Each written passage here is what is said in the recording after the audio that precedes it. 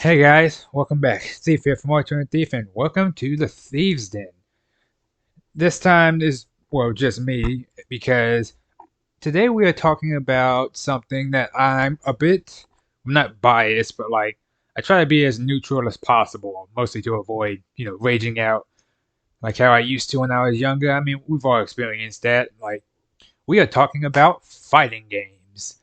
More specifically, like doing ranked matches versus like casuals, just playing through the arcades and story modes, and what it really means for a fighting game. Is like, have they really expanded as much as one would think from, way back when a fighting game used to just be arcade mode with the occasional versus, on the arcades, put some quarters in and everything. Play with your friends or play by yourself. Get to that one boss that was designed to be cheap as hell to beat the ever living shit out of you to get all your coins and quarters away from your family.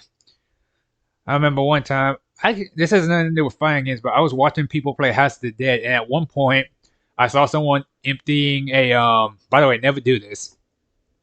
They were emptying the quarters out for one of the fighting games, and they didn't closed the lid and they walked off for a second to get some stuff. And I just started shoveling pockets of it. Bear in mind, I also just doing this out there. I was like 8 years old. Like I was young. I pocketed all of the quarters and watched one group of kids who were really bad at House of the Dead play House of the Dead. And the funny thing about that too was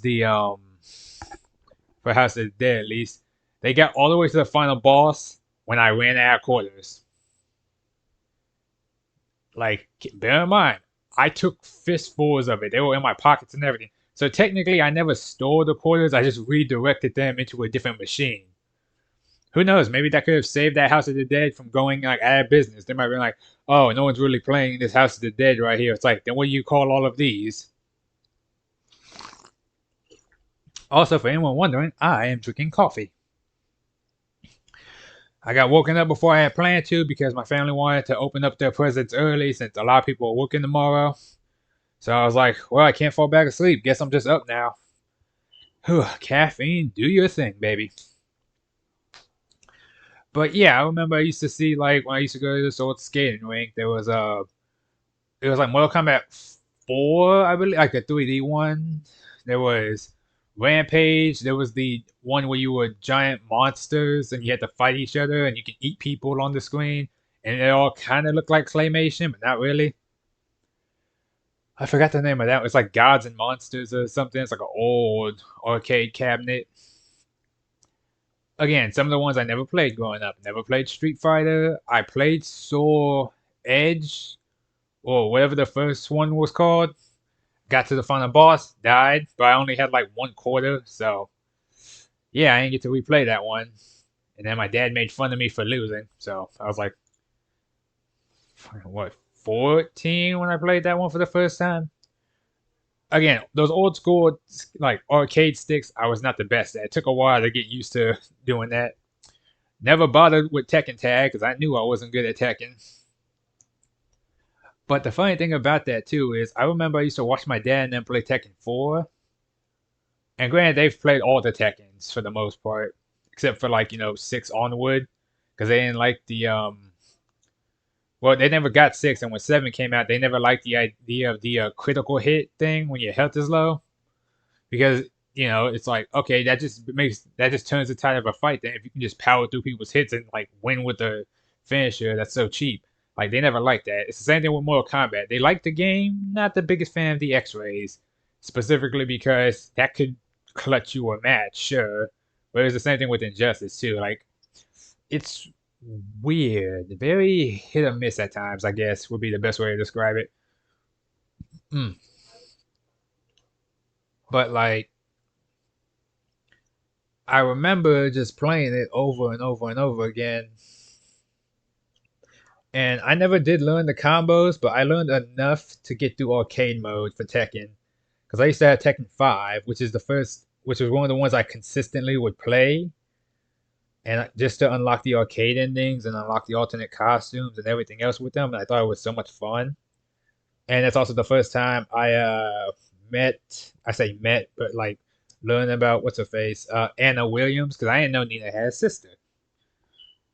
And I don't know what it is. Maybe it was the red dress, like the bob cut, the rocket launcher, or the fact that she was very suggestive. But I liked that growing up, so I was like, yeah, she's so cool. And it was little things like that where I'm just kind of like, okay, yeah, that's fine, that's fun. I don't mind that stuff. It is what it is, you know. And I was what was I talking about? Like I learned who Devil Jin was. I learned that was even a thing. That boss fight against Jinpachi was so cheap. I used to get so mad playing that one too. It was one of those rage moments where you got mad to the point where you wanted to break your controller, but you didn't because you couldn't afford to replace it. I'm just gonna let this thing run on loop for a bit while I ramble. And I was like, well, Jesus Christ, how are we even supposed to like figure this stuff out? And it's like, you're not really supposed to, I guess. Which I'm like, fair enough, you know. I just kept throwing. It's like it was frustrating. It's like throwing your head at the wall until you can get it to fix itself. And I just kept doing it and doing it. It's the same thing when I used to play. It wasn't even Mortal Kombat 9 because I know that one you can just kind of cheese Shao Kahn. It's not a big deal. It was Darkstalkers when I used to fight Jeddah. I think there was the name for the final boss. And then for fighting games too. That's tricky. I mean, I wouldn't even call it say Dark Khan from Mortal Kombat's DC universe.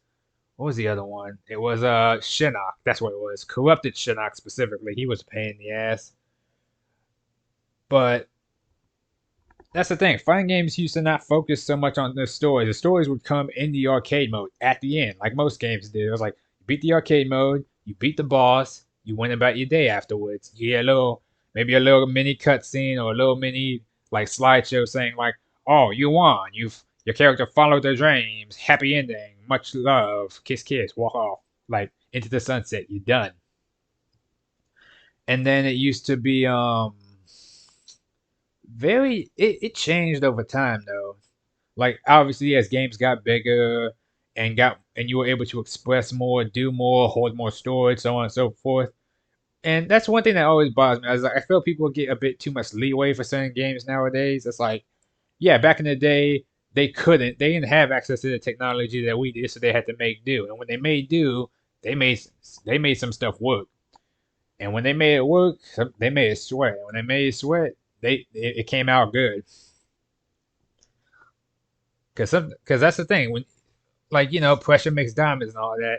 Sometimes through innovation comes through like hardships because you have to find a way to work around certain things or grow, and it's like nowadays you can just knock that out relatively easy, and it's like okay, like people can make games off websites nowadays like nothing.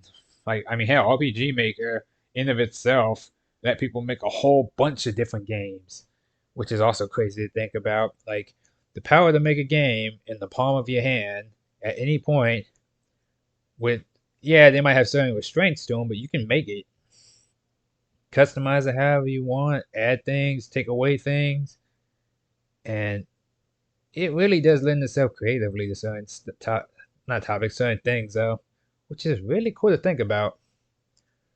But like for fighting games now, it's like okay, like now it's like you can't just have arcade mode and versus. It's like well no, now you gotta add on to it. We need DLC costumes or costumes to unlock in game. We need hyper combos. We need big, bright, flashy lights and movements. We need like scantily clad women because I mean, well, yeah, sex sells. Like everyone knows that. It's like we need like combo breakers and shit that we can do to make Evo look crazy.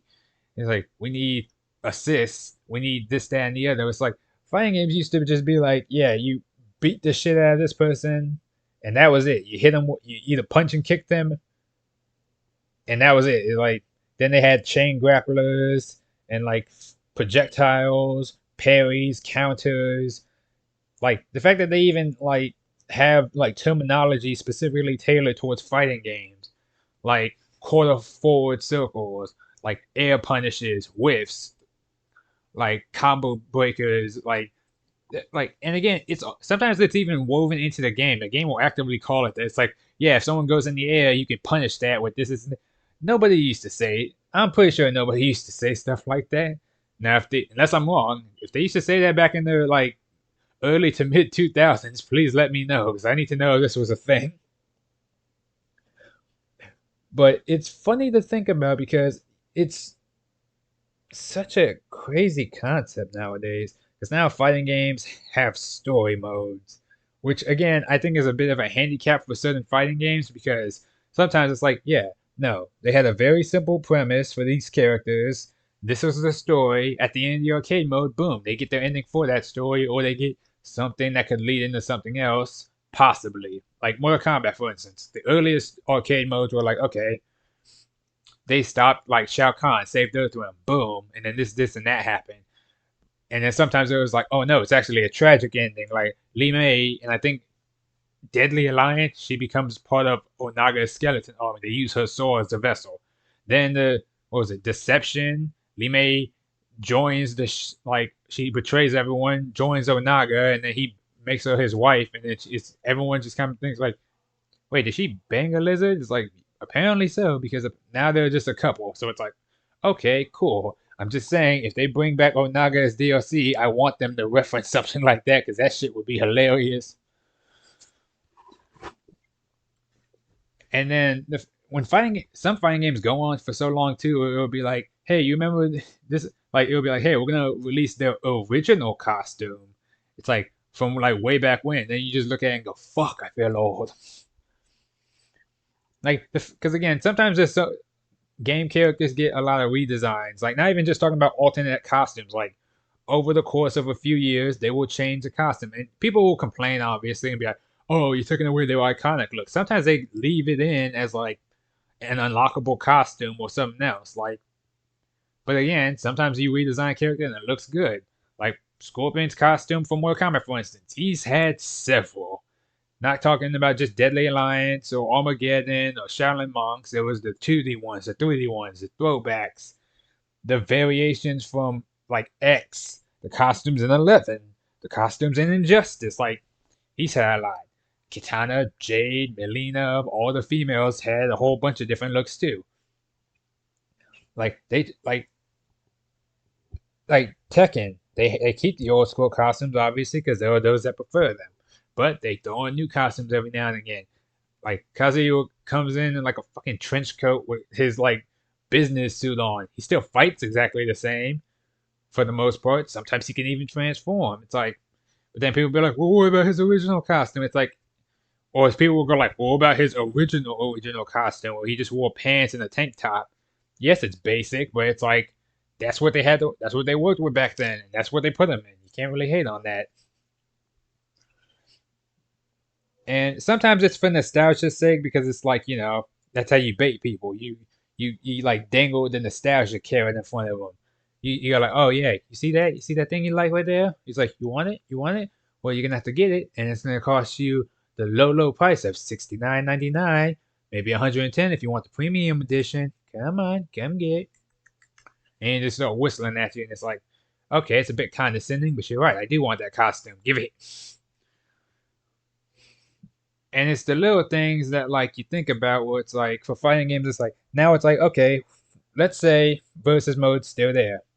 Okay, well now what? It's like, okay, now we got challenge modes and special ways you can play the game so you can keep people coming back to it. You can play online with other people from around the world. We have ranked matches, and like we have ranking systems to show where you stand amongst your peers in fighting games, in combat.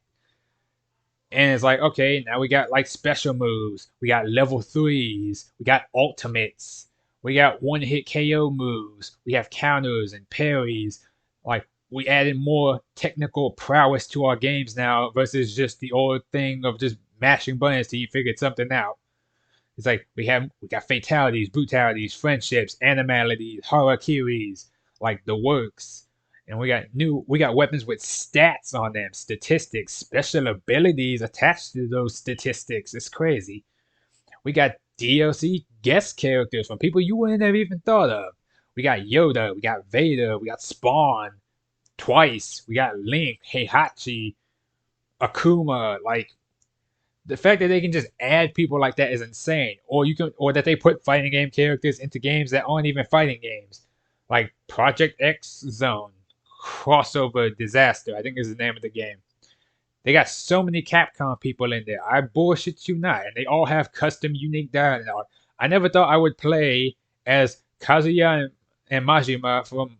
I said Kazuya, Kiryu and Majima from the Yakuza series, alongside Heihachi, Morrigan from Darkstalkers. What was it? Chris, Jill, Leon from Resident Evil. Like, there's so many characters, and then it's like one big smorgasbord of fan service. Like there's literally one scene in the game where the merchant you've had the whole time, this super greedy but super attractive lady, gets really like upset that she feels y'all betrayed her because you went to a different merchant at one point whenever she wasn't around, and she goes like, "What'd she do? Offer to set the clothes on her back?" And then she immediately turns it around and goes like, "Because I'd be willing to do that for the right price." And then every girl in there is considering like stripping naked and giving their clothes to somebody, and it's just kind of like. And at one point, one of the ladies there too goes like, "I don't know if this is a good idea." She's like, "But these all they do have some nice outfits," and she's actually considering buying them, which is so goddamn stupid, but it's so funny. And the game is such a blast to play. Like I love it so much. Like they even got the guy from who like used to advertise the Sega Saturn, and his like video game girlfriend is also in the game, and he just does some like crazy. They got like it's such a like if you love Capcom and like Sega things like that, you will love that game. You can get it on the DS. It's such a blast. But yeah, fighting game characters just in it, and then how they explain it, they're kind of just like, well, this is weird. All right, moving on. Time to hit them with these combos. They even got like tag team finishing moves and like special area of effect attack moves. It's so much fun, and it's like there's so many games mixed into it. But what was I talking about? Yeah, so like now it's like okay, well, how are we gonna get this story mode thing going for these fighting games? And it's like let me think about that for a second. Oh, I know. We'll like link together some stories from some of the original games, where we kind of vaguely described it in the beginning and then try to stretch it out for a good couple of hours. It's like, well, how are we going to do that? It's like, okay, we'll have them have some random miscellaneous fights here and there. We'll have them start like throwing hands with damn near anybody for a little bit. Whoops. Uh, we'll have them talk about things, narrate stuff, maybe talk to themselves, talk to other people, try to see how these people would form dialogue with one another. And then even in like regular versus matches too. Now it's like, okay, sometimes the characters will fight and they'll say something before, during, or after the fight to like show how their relationship with this character is or isn't, and like flush out more of their personalities, which sometimes you would only ever see in the, as they would say, heart of combat. Which that's fair because again, the characters used to be so simple back then. This person's good. This person's evil. Fight. Now it's like, okay, well, what do we know about this person? They like figgy pudding. What? Yeah, no, they dead ass like figgy pudding, and they like this, that, and the other. It's like, how is that relevant? It's like, oh no, trust me, it is. It's like, but how? Why? You're asking way too many questions there, buddy. And then it's like, okay, well, now we got what's this threat? It's like, are we gonna introduce a new character? Are we gonna make them the new big bad? I mean, Soul Calibur has a new boss damn near every game, and it'll always be someone different. It'll be like Nightmare, Inferno, Algol, Zasalamel, like evil Zasalamel. I think the other one was like Angel, whoever it was from Soul Calibur 5. 6, I can't remember which one 6 was. I know 3, specifically 3, because I remember playing that one, was also. Huh. Oh, God, it has been a while. because I know 4 specifically is our goal. 3 was which one was in 3? Oh god, it's gonna piss me off now because it's 2 was Nightmare. 3 was El Salamel. I'm stupid. 3 was El Salamel. And then they even had hidden boss fights, hidden characters. Same other fighting games had that too. Like the one where people swore up and down on the old school Mortal Kombat. Yeah, you can actually fight Reptile if you do this, this, and this. If you get a double perfect or whatnot and take no damage. Da, da, da. And also, I don't think you guys realize how much of a pain in the ass it is to get it perfect on a fighting game, especially if there's chip damage. Because like back to back, like untouched hits is not easy, especially on harder difficulties and in versus matches where you can't really predict what your opponent's gonna do. That being said, also like in terms of like fighting games too, even in Xenoverse, like there's always a meta. There's always certain characters people will use and frequent more than others, and that's one thing I've learned playing ranked in like the brief amount I actually do play. Like I don't typically care much for ranked matches. It's kind of just it is what it is. But then at the same time, for ranked matches, it's always stuff like, okay, I'm gonna see the characters that some people would say are like high tier or big tier, or like these characters are S tier, they're up there. Why do people play those characters? Is it because that's their favorite character? Is it because they really like winning or they really want to win? Sometimes it's just they just want to rank up. I like this might not be my favorite character, but if I get good enough, I can stomp other people basically because of this, that, and the other that just makes them insanely good. And they're not nerfed right now, so I can really play through. Even Smash, like Super Smash Bros., which used to sound super casual as like a family-friendly game, you can just play with your family. Because again, I used to do the Subspace Emissary with my cousins, and it was so much fun. I didn't realize at the time when I did that there was so much what's the word for it? Like that there was like a meta to it. Like there were there were dash cancels, special grab moves, TOD, which I think is called like Touch of Death. If I could be wrong, but I think that's what they how they say it in like the fighting game hemisphere. And then other characters have certain rankings. It's like, okay, don't get this character because they have no range, they have no air recovery, they don't have this, this, and this. And I'm just sitting there like, what the fuck does this mean? I just like using Fox. Or and don't get it twisted, I never played Melee at the time. I had only played Brawl. That was the one I grew up with. And I played specifically Sonic, Fox, and again, some of them I picked up from the Subspace Emissary. So Sonic, Fox, Donkey Kong, Link.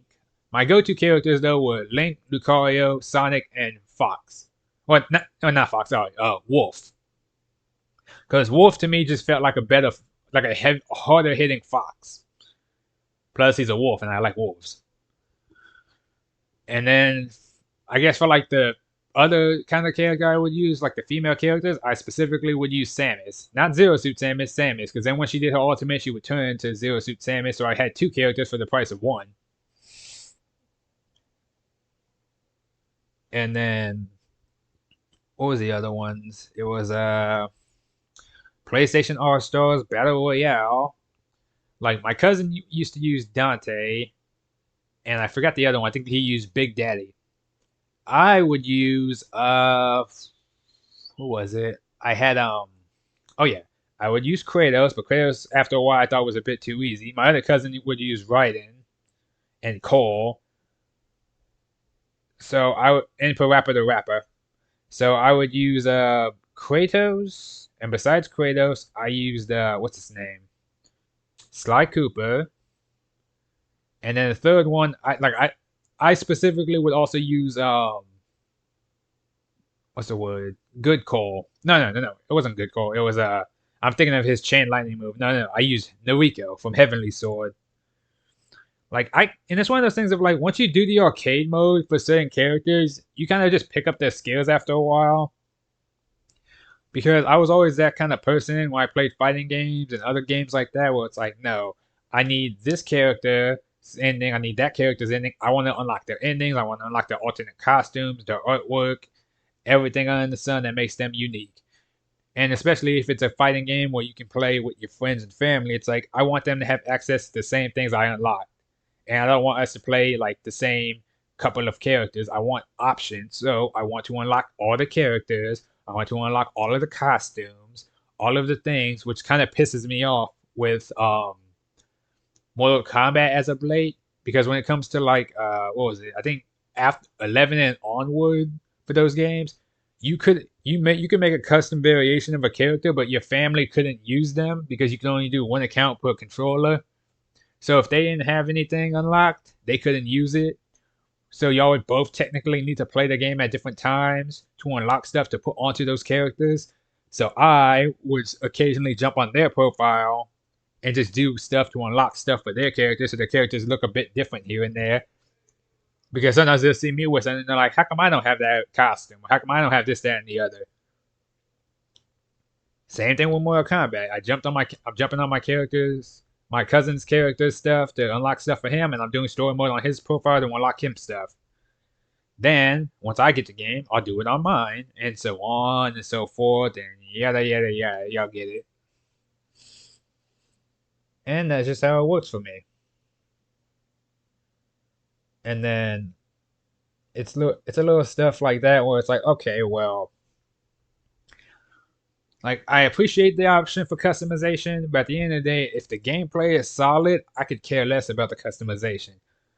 Like, because again, a fighting game needs good fundamentals, good gameplay, like, and it doesn't have to be super competitive. Don't let the stuff they show you at Evo fool you. Those people put a lot of time, effort, and hours into their things. They honed that craft and perfected it. That being said, that is super high tier. You don't need to be doing all that stuff as a casual player, especially if you're playing on like normal or easy. It's like you shouldn't need all those. If you want to get better to get to that level, just for like a personal reason, by all means, just because you want to. If that's how you have fun, okay.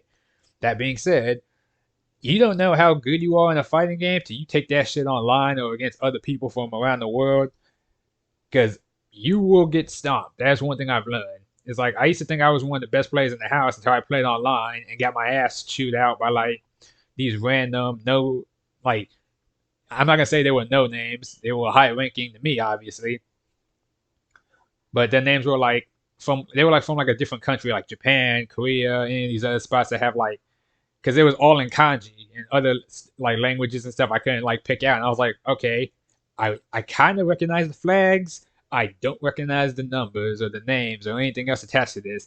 And then they would just beat the ever living shit out of me and make it look easy. And I'm just sitting there like trying to get a hit off, like ah ah. Please stop kicking me in the face. Ah, dodge. Nope. Oh, okay, I'm gonna block it. No, I'm not. All right. You wait till I get down. No, he's not laying me down. I'm getting juggled. Come on, come on. All right. Now I'm up. I'm gonna hit you. You blocked it. Like now, granted, some games do kind of try to help you with that. Like Mortal Kombat had a tutorial for I think 11, where they try to teach you how to count frames per hit and things like that. So it's like you can learn a little bit at a time. Where it's like, okay, even if you're not hitting someone with a 500 hit juggle combo, you can still break through their guard by counting the frames per hit, learning when they're open from their hits, and then like learning to read their movements depending on the characters that they're using. Oh, this character has a wind up move where they go airborne for like a split second to do this. Okay, catch them mid hit, boom. Now they're in the air, they're stunned, they can't block, they can't do anything. Then you finish the combo or string it together to something else. Oh, 1 second. Yeah, and we're back. Sorry about that. I was doing some stuff, but yeah, you can really get good at rank. You can get all right at rank. Sometimes, as long as the connection is good. If the connection lags, that is a pain in the nuts to deal with. But like, it is what it is. You know, there ain't much you can do about it. However, I do appreciate sometimes when like you get a decent like I say friendly, but let's be real. Like friendly competition is good and all, but sometimes people get really too into their victories. You know, sore winners, sore losers. If they win, so all of a sudden, oh, you trash. You suck. You should delete the game. Like you should hate your life and yourself and throw yourself off a cliff. It's like, well, I was like, hey man, we just playing like some friendlies here. Like this ain't like, I'll probably never see you again. You couldn't just say GG or whatever. It's like, nope, nope. Like those people for some reason feel the need to talk trash, and to an extent, I get trash talking video games. Like, it it pushes you to be better, specifically to shut that one person up that be talking mess. That being said, sometimes it really is just toxic. Well, it's like, okay, you don't need to be a complete dick about it. We just got like, especially because again, when you're playing with your friends, you talk the most shit. Like me and my friends would knock each other out in UFC. Second you knock one of them out, boom, yeah, bitch, went to sleep. You fell. You done. Don't even talk to me no more. And it's like, and they'll be like, oh yeah, all right, well then back. Yeah, I'm gonna get you on this one. Yeah, yeah, I bet. Same thing. My folks play WWE, Mortal Kombat, Injustice, whatever. Win, so they start talking shit. Lose, they all of a sudden get real quiet.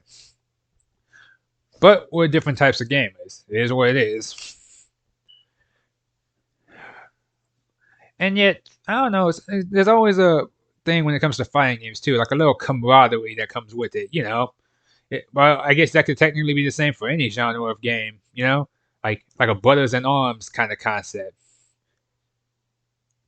Like you got this mentality, we got that mentality, the other mentality. Like it's a good time all around. And then sometimes it's like you just need to blow off some steam by theoretically punching someone in the face through a virtual means. Because sometimes you might just be having a bad day and be like, you know what, I'm gonna go wear out someone online and take my frustrations out on them. Oh yeah, yeah. So start punching someone online in the video game and be like, you wanna embarrass me today at work? Huh? Gonna call me out for all my friends, make me look stupid. Bah, bah, bah. Yeah, why don't you eat this hyper tier combo? Bah, bah, bah, bah.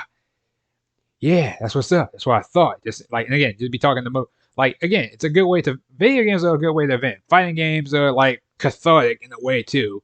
Because sometimes, you can put yourself in the game, so to speak. And I don't mean like character customization. I mean like figuratively, obviously. Like, yeah, you can customize a character and be like, oh, this is me. Or you can make the craziest, wackiest, most ungodly looking monster in the world and be like, yeah, this is the character I choose to play as. This is my avatar, so to speak. And some character customizations are better than others. The old school ones are a bit rough because it's like we can only do so much at the time. Nowadays, it's like, yeah, no, you can customize everything: your face, your hand, your eyes, your chest, your buttocks, your genitals, your fingernails, your like eyelids and eyelashes, and like you can even put designs in your hair now. Didn't realize that was a thing for certain games, but go figure, it is. Which again is something I actually thoroughly enjoy. You get certain things like that, and it's like, okay, that's cool. And then even certain fighting games is like they let you customize your like the cut like the custom made fighters themselves. Like I know Tekken was really good about that for a while too. Like you could customize like Kazuya to the point where he don't even look like himself. He looked like anyone else, and it's like you can do that for damn near every character, which was really cool. And then just alternate costumes are also fun too because it will be like, okay, like we've seen their basic gear, but it's like this is them dressed up as something you wouldn't expect. Like I know Ultimate Ninja Storm had what was it? They had like school outfits, like swimsuits, and like even like crossover like costumes from other stuff. Then they had like things from the future DLCs, like the time skip costumes and a few other things, like Hokage Kakashi, which I think still looks sick. And then and that's always a nice touch too, because like it's a nice way to mix it up. Because variety being the spice of life and everything. One thing I've learned from fighting games though is that when you see somebody just not even wearing like an alternate color of the main costume, but wearing something that's like a business attire or a school suit or some sort of formal wear in a fighting game, those people are like the highest ranking players you will ever see in your life.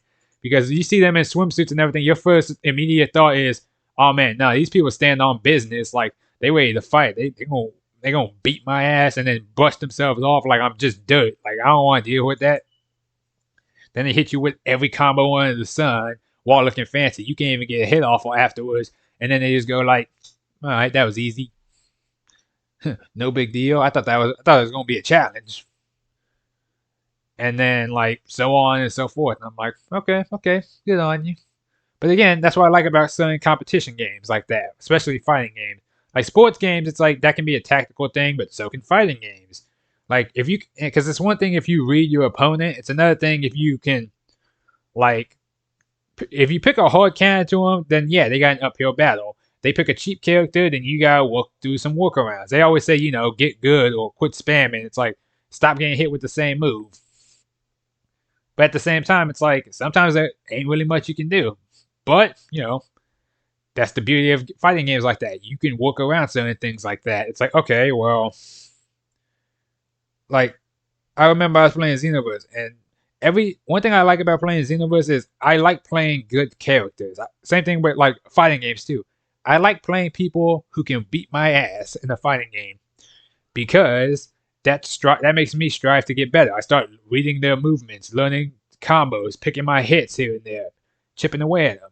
Because if I fight you 10 times and I get at least one win, I get ecstatic because then that means okay, your win record is 9 out of 10.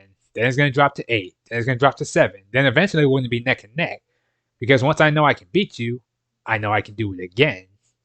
And then after said beatdown, like now granted sometimes people will get really like what's the word? Like not childish, but they get real bitter about it. Because they might be like, oh man, this person's trash. I'm absolutely stomping them. They can't do nothing. Then you win one time, and before you can even catch up to their record, once you figure out that once they figure out you figured them out, they leave. They quit. They rage quit. They're like, oh man, fuck you. Like I play like here's the thing too. When I play Xenoverse, there's like an unwritten agreement where you don't jump typically. If it's like a 2v2, 3v3, you don't typically jump. You do the 1v1. You win, then you go to the next person, then the next person. But sometimes people don't honor that, and they just jump. I remember one guy picked like Dragon Ball Super Broly, and I never forget it. He jumped every time, and they got to the point where I was like, okay, here's what we're gonna do instead. So, because I was always holding him off, but then his like partner would come in and attack me, and I just get jumped by both of them. So me and my teammate switched partners. He held off Broly. I fought his partner. I whooped his partner, and then all of a sudden Broly was like, okay, well now I'm just gonna I'll take you both on. He lost. He could not take us both. Second he did all that, immediately quit afterwards. And that was the first match we won, which means once we figured out a strategy, we were going to start catching back up because it was like, okay, well, you can't kill him, and I can whoop this dude, especially because I was dealing with Broly's cheap stuff the whole time. It's like, no, we're just going to leave. Fuck you guys. It's like, oh, well, okay then, I guess. Fine. If that's how you want to do it, man. So it's like, it is what it is. Like, you can't really, like, foresee stuff like that. But at the same time, I was just kind of like, you know what? It is what it is. I'm not going to hate. I'm not going to complain. Just on to the next match. Because again, when I fight people, I try to be a good sport about it. Even if I lose, if we fight 10 times, and like I said, I lose all 10.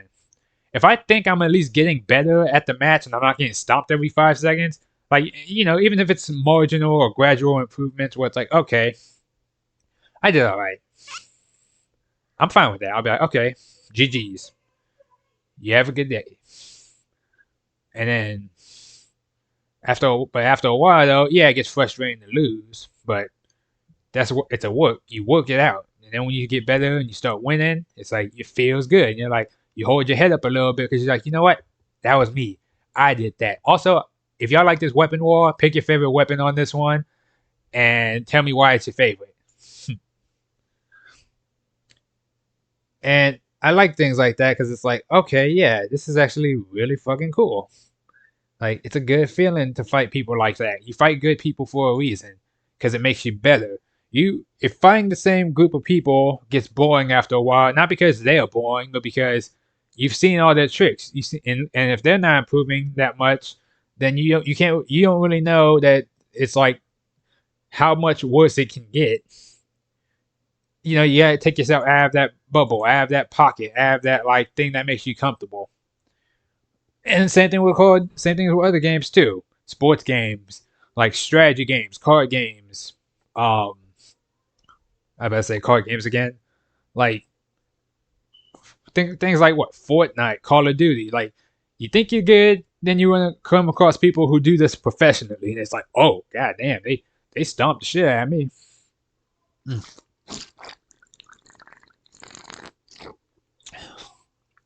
Sorry, I'm wearing this coffee down. Woo. And so on and so forth. And then it's the little things where it's like, okay, well, because I know this and because I know that and the other, clearly that means like I can't be challenged. It's like you can, you just don't think you can.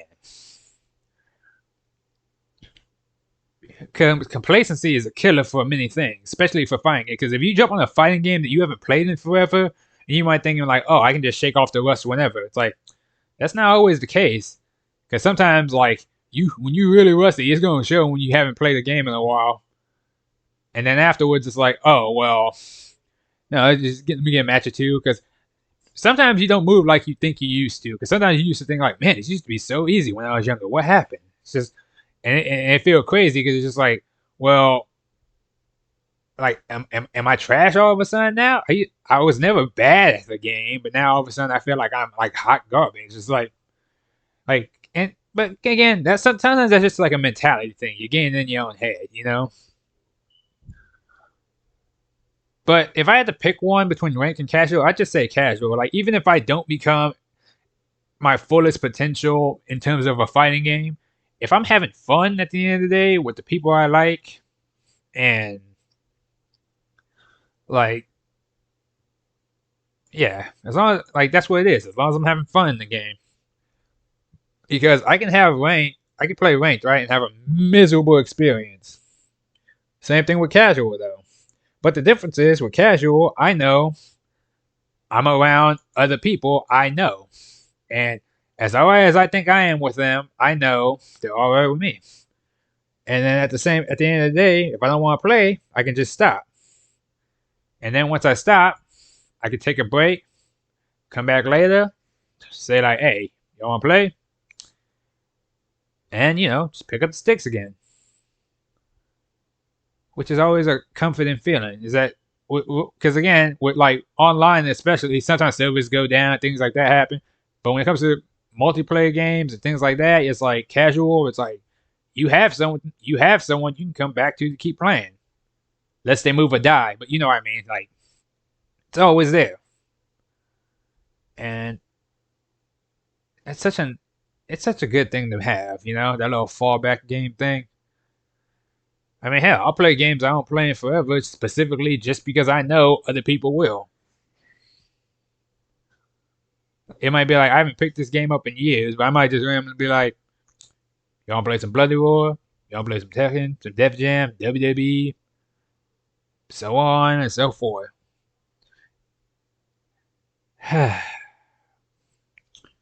Unfortunately, though, this is gonna have to be.